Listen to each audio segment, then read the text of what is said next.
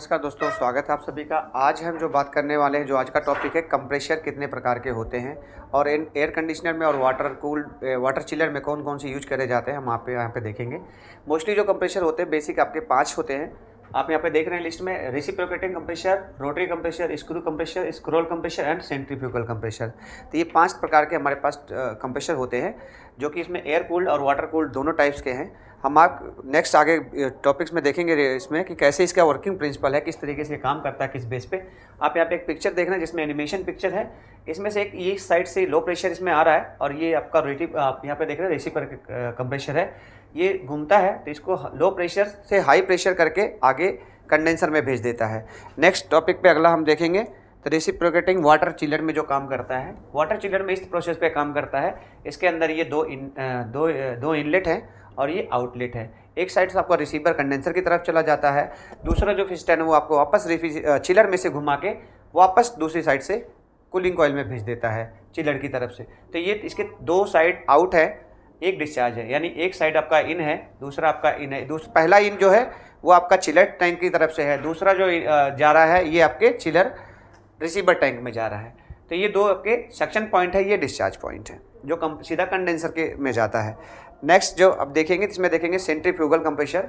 Centrifugal compressor में आया होता है ये टरबाइन की तरह होता है। ये ब्लेड्स जो आप देख रहे हैं पिक्चर में, ये ब्लेड इसी कंप्रेशर को लो प्रेशर से हाई प्रेशर बनाता है। आगे जो स्लाइड हम देखेंगे उसमें हम देखेंगे इसका वर्किंग प्रिंसिपल किस तरीके से ये काम करता है। तो सेंट्रीफ्यूगल कंप्रेशर हमारा हाउसिंग जो है इसका हाउसिंग है। हाउसिंग के अलावा अगर ये इनलेट पाइप सक्शन पॉइंट है जो इसमें आने के बाद इसके रिवर्स साइक्लिंग टरबाइन में जाता है और इसको खूब तेज़ी से इसको चलाता है। इसका पल्सेटर इम्पेलर लिखा हुआ है और वापस यहाँ से डिस्चार्ज कर देता है। इस तरीके से ये काम करता है सेंट्रीफ्यूगल कंप्रेशर। फिर आते हैं हम रोटरी कंप्रेशर में।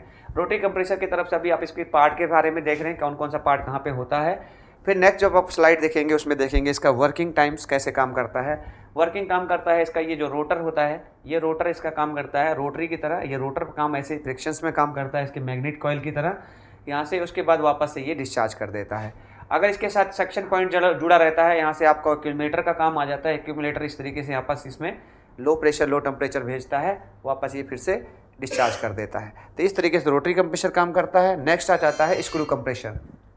स्क्रू कंप्रेशर में आप देख रहे हैं कि इसमें जो डिज़ाइन बनी हुई वो स्क्रू टाइप पे बनी हुई है, जो एक दूसरे में इसको ये कस के चिपक के बहुत तेज़ी से प्रेशर में चलते हैं।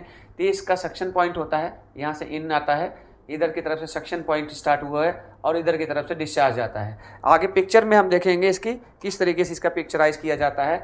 ये सक्शन पॉइंट का इनलेट है, ये इनलेट है और ये पहला स्टेप है, फिर सेकंड स्टेप है, फिर थर्ड स्टेप है, फिर फोर्थ स्टेप है, फिर 5 ये डिस्चार्ज हो जाता है।